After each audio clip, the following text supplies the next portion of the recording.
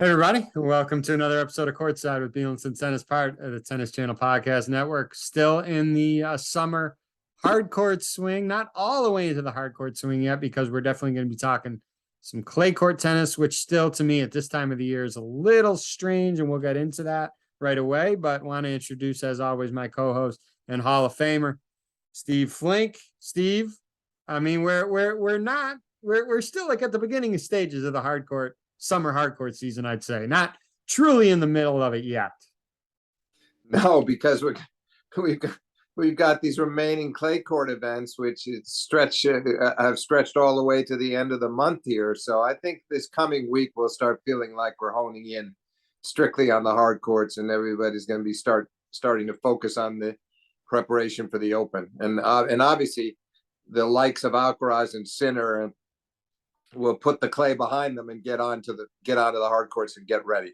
Yeah, I'm glad you said that, because I was talking to a friend today. I'm like, I can't remember the last time, especially July 31st, where I've been invested in a clay court match. I'm still a little iffy with the scheduling of that. This was Carlos's second clay court tournament in a row. I think he wanted to play it because he wanted to defend it, his title from last year. You know, he rolled his ankle yesterday. Obviously, there was a risk. He was fine with it today. I want to ask you about this match, and I'll set it up for you briefly because it was really odd. Both Carlos and Jannik Sinner played a good first set. Alcaraz played a good tiebreaker. And you could talk about it if you want a little bit, but Carlos wins that first set 7-6. He's up 1-0 and has love 40 on Sinner's serve. And in my opinion, if he gets up an early break in that second set, I think it's straight sets for Carlos. I'll leave it to you to take it over from there, because we all know the match was not over at 1-0 in the second set. Love 40. Yeah, well, those are the things you can never know. It's very possible that if he breaks for 2-love and holds for 3-love, that he's unstoppable. On the other hand, it was very strange the way it all unfolded from there, because, as you know, the first set was all on serve. It was a really cleanly played set. They're both holding into the tiebreak. Sinner made quite a go from 5-1 down in the tiebreak, made it close and lost it 7-5. But you figure, okay, I wouldn't have thought that the disappointment of squandering 6 break points to get up 2-love in the second set would have resulted in Carlos losing the last 2 sets 1-1. So he lost 6 games in a row in the second set, 6 out of 7. Is it 12 of the last 13?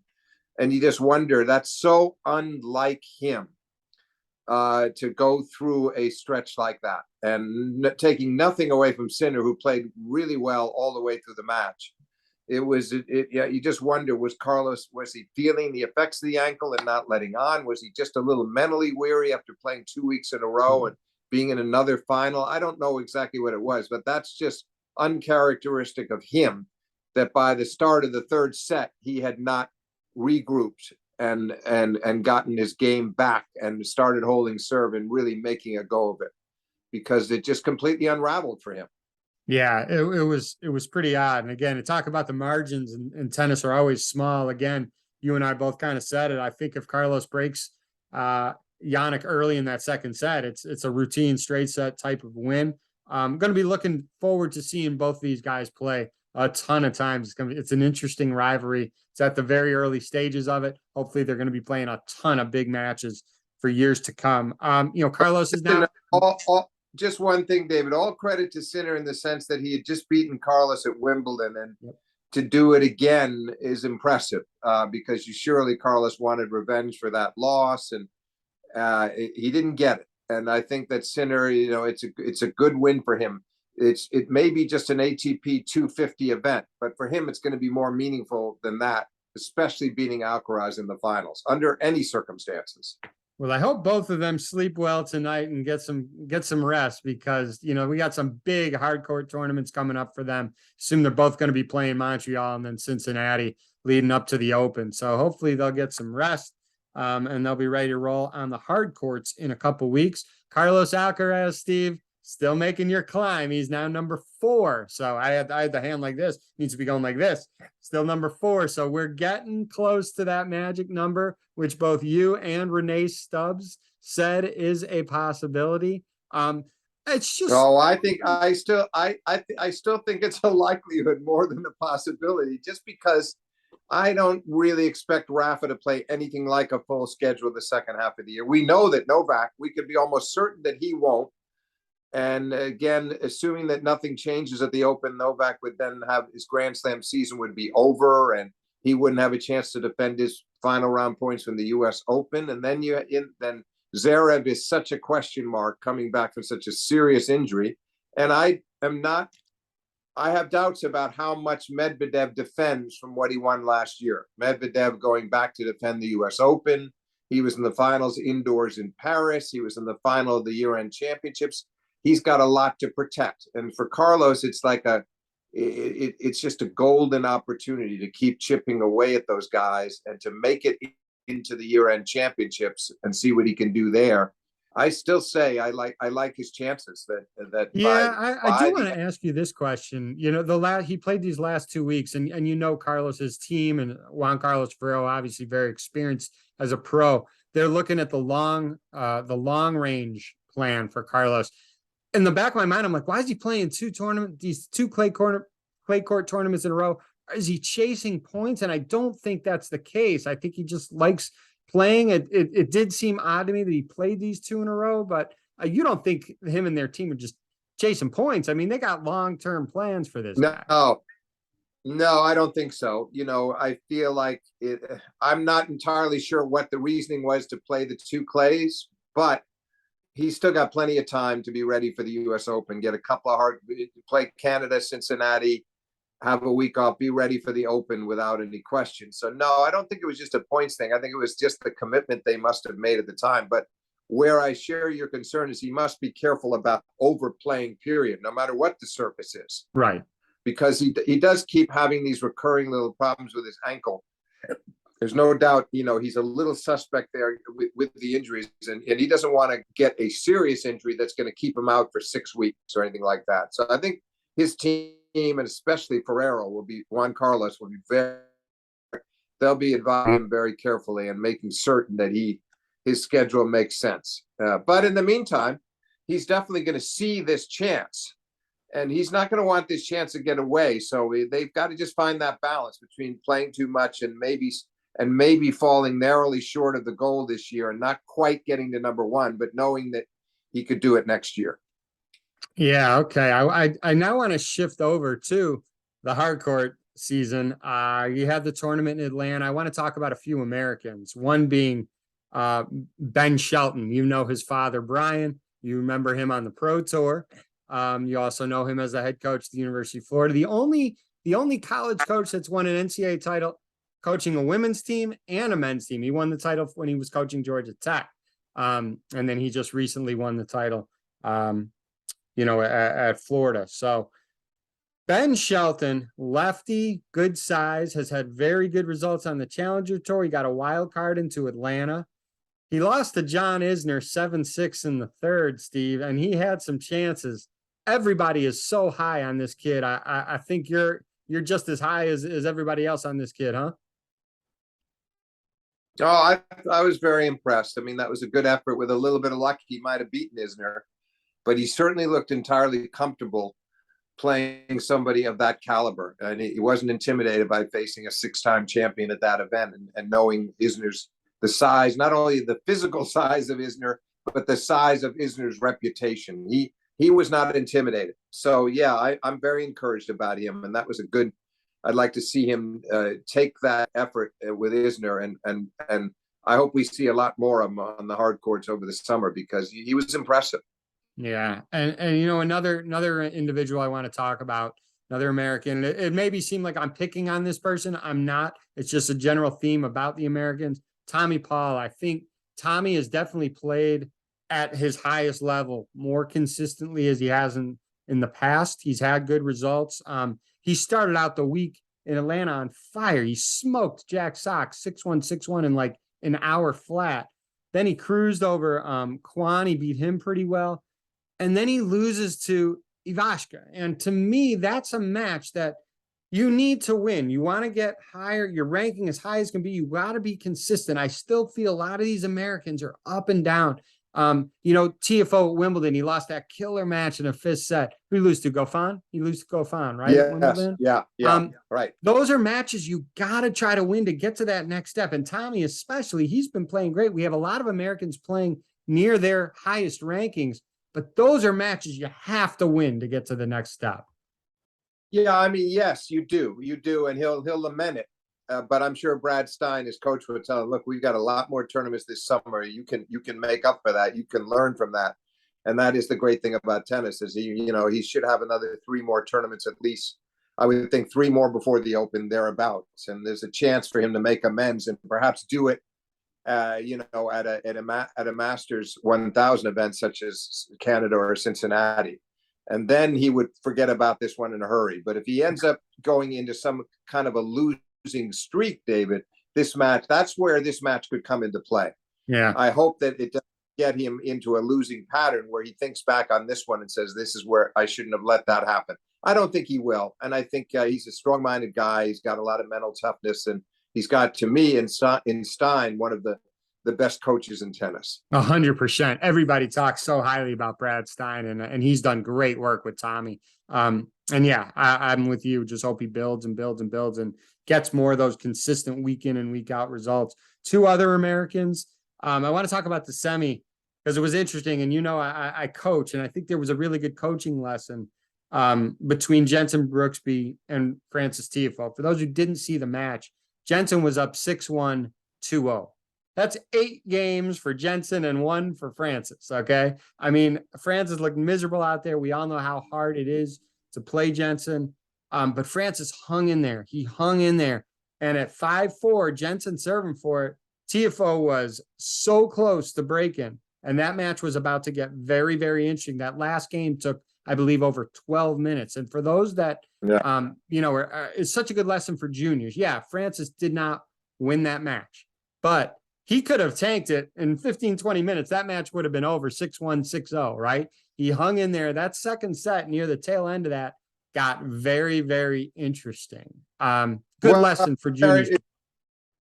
Yeah, you're right. I think there was some added tension there, though, too, because Brooksby looked like he was very frustrated about not being able to close out that last game sooner. Match points slipping away from him. He finally wins it, and then they had a very icy handshake, which perplexed me a little bit. I don't know there was no clear indication of what had led to that moment, but Tiafoe is the first guy to smile and hug his opponent and there was nothing good natured about their handshakes. I hope that whatever was going on between the two, whatever was irking either one of them or both, that they as fellow Americans can talk about this and work it out. Because I thought that was unfortunate. But you're right about the last game, and it could have turned it all. And I think they both knew it. If there's a break back there, the match could go 3, and it could have completely gotten away from Brooksby. So, but that moment made me uncomfortable, David. I thought, wow, what is happening with these two guys? Because we didn't have. It wasn't obvious to us as viewers what had led up to it.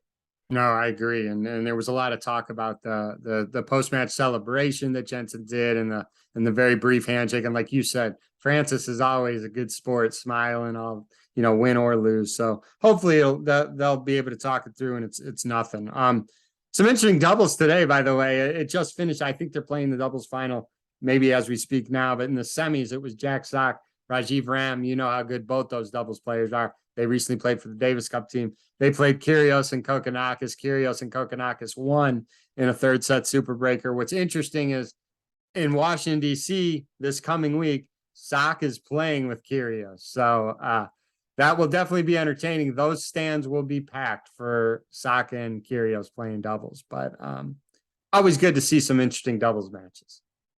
And of course, Nick had not been able to play the singles, so it's good that he was fit enough to play the doubles, and hopefully we see him back fully fit this coming week. He's taking more precautions. Well, he had another injury prior to Wimbledon, and he made certain that he got that resolved as well. And I think that was one of the reasons why he was able to make the finals of Wimbledon, by not overdoing it, right up to the edge of Wimbledon. And here, I think he again surely wants to be at his best for the next major at the U.S. Open and make sure he doesn't overdo it prior to that. But I want to see what his follow-up act is to Wimbledon, because that was a major step in his career, and you'd like to see him continue to play at that level and make a go of it in New York. Yep, you and a lot of other tennis fans want to see how he follows that up. We'll all eyes on Nick Kyrgios. You look at the draw in the City Open, and it's interesting. We've talked about Tommy Paul. He has a bye in his first round. Tommy Paul plays the winner of Nick Kyrgios and Marcus Giron. So it's not going to get any easier for Tommy Paul if he has to play. You know, Marcus is good too. I think in the way Nick has played, again, we don't know how much injury will affect his singles play, but if Nick wins that second round match, Nick Kyrgios, Tommy Paul, that's a fun early round matchup. Well, that could be terrific. And, you know, I'd like to see it with both of them in good form. We'd have the makings of a really close 3-set contest, I suspect, but I do hope we get it. Yeah. You know, I also wanted to talk about, you know, because the City Open is split, right? I think it's a 500 ATP and it's a 250 WTA. The WTA also has another tournament in San Jose, and I was looking at the draws and the DC draw and the San Jose draw. The San Jose draw, this sport is ridiculously tough, Steve.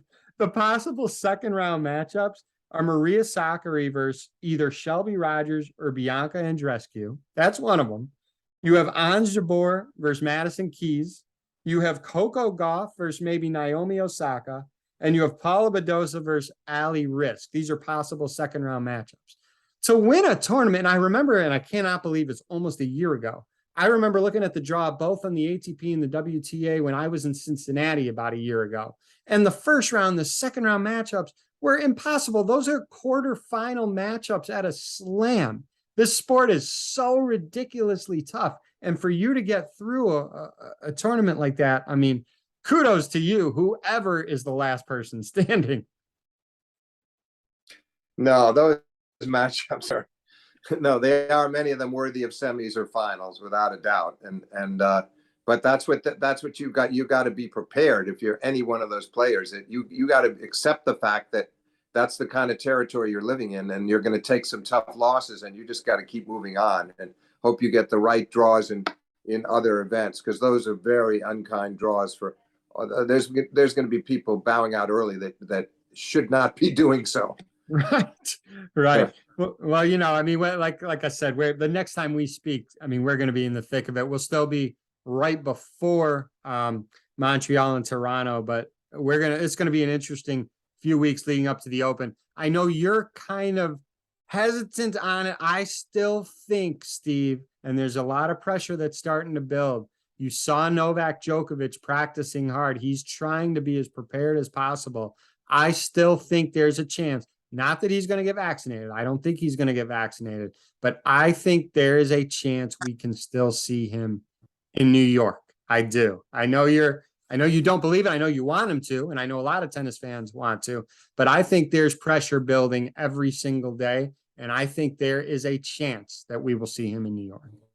Well, listen, I as I've said to you previously, I would love for you to be right on that. I would love to eat crow on this, because I would love to see him playing. And frankly, you know, one of my writing colleagues, Steve Tigner, made the point recently in a tennis.com article that, you know, and people that are unvaccinated can also pass on the virus to other players. So then you still wonder, you know, how is the stance based? What is the government basing their decision on?